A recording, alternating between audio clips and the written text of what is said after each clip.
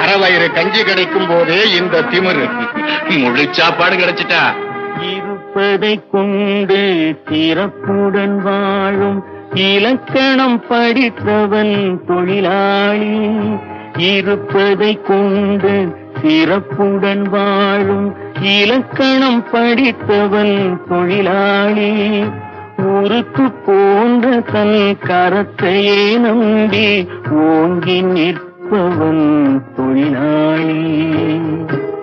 ஆண்டவன் உலகத்தின் முதலாளி, அவனுக்கு நான் ஒரு தொழிலாளி.